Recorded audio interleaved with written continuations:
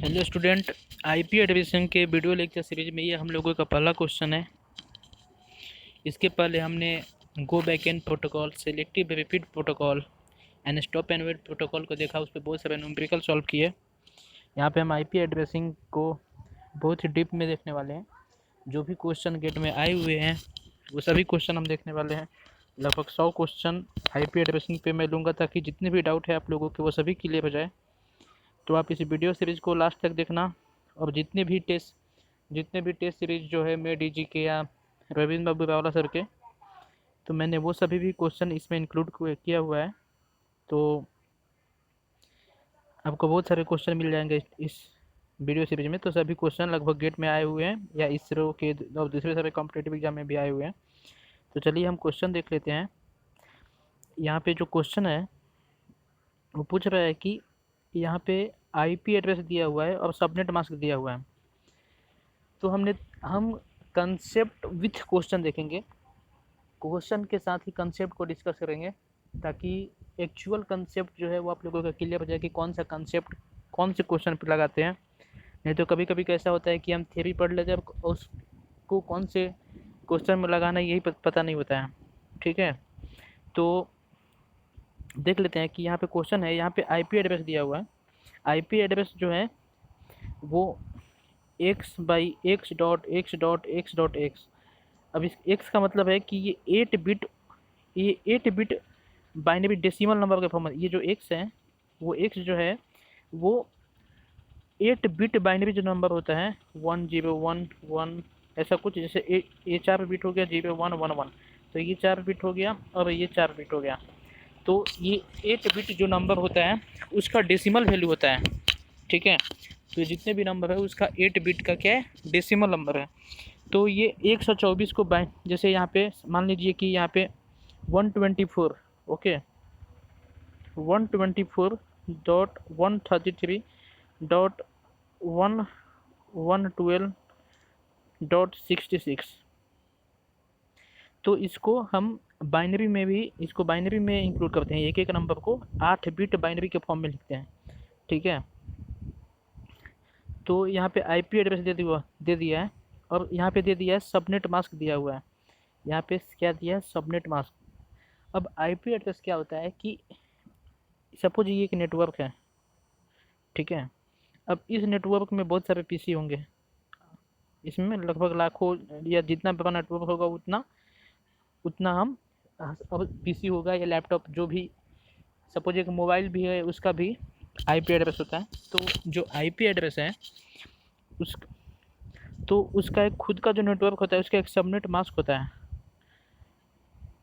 क्या होता है, सबनेट मास्क होता है।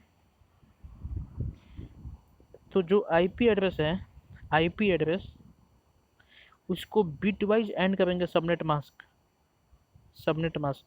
तो वो दे देंगे नेट आईडी। वो उससे क्या मिलेगा, हमको नेट आईडी मिलेगा। तो IP address bit wise and करेंगे सबनेट मास्क को। ठीक है, क्या करेंगे, आईपी एड्रेस को एंड सबनेट मास्क को यदि हमने बिट वाइज एंड किया तो ये बोलेगा IP address and subnet mask net ID. ठीक है, हमको क्या मिलेगा, नेट आईडी। अब ये नेट आईडी क्या है, मान लीजिए कि ये जो नेटवर्क है, ठीक है, तो इसमें बहुत सारे पीसी होंगे।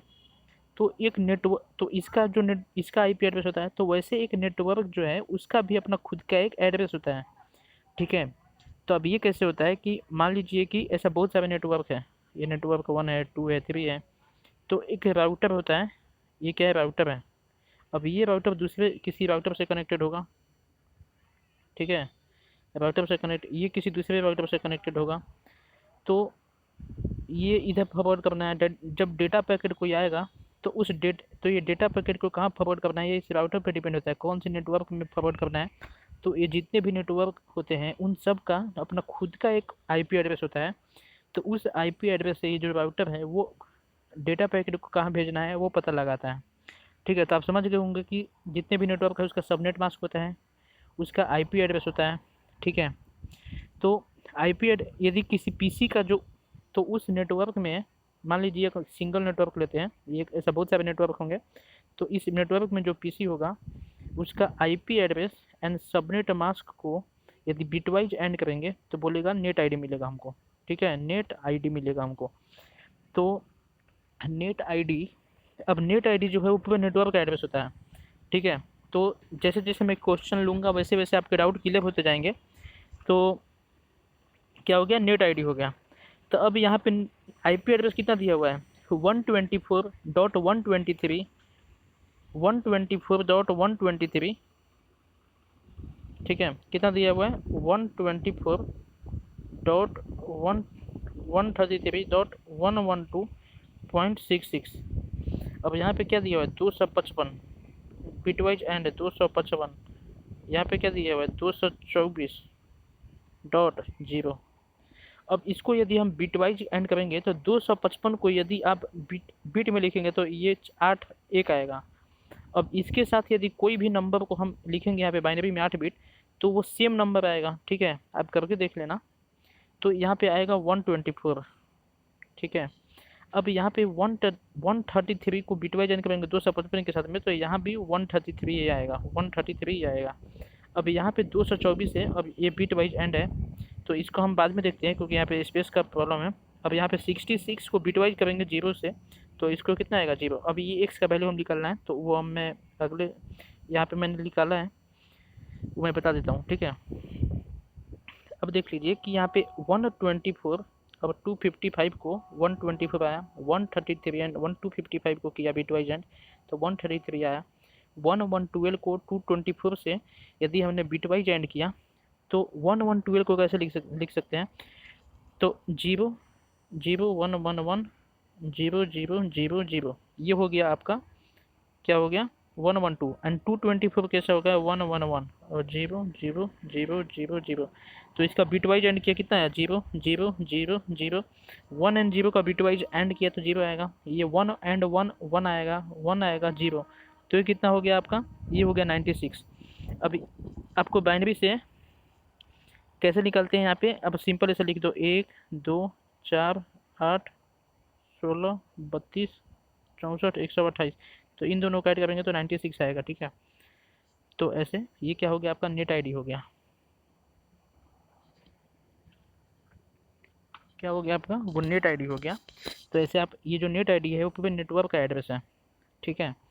ये सबनेट एड्रेस है, तो अब सबनेट एड्रेस और नेट एड्रेस दोनों एक ही होता है। ये सबनेट का है, तो इसलिए हमने सबनेट आईडी पूछा है। तो इसको बिटवाइज एंड कर लो, ठीक है।